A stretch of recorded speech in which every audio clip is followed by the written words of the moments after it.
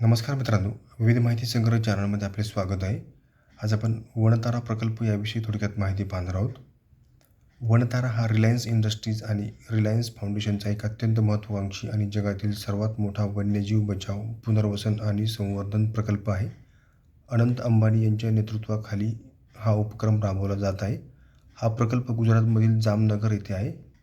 जखमी, छळ झालेले किंवा संकटात असलेल्या प्राण्यांना वाचवणे, त्यांच्यावर उपचार करणे आणि त्यांना नैसर्गिक अधिवास उपलब्ध करून देणे हा या प्रकल्पाचा मुख्य उद्देश आहे. मुख्य वैशिष्ट्ये: नैसर्गिक अधिवास.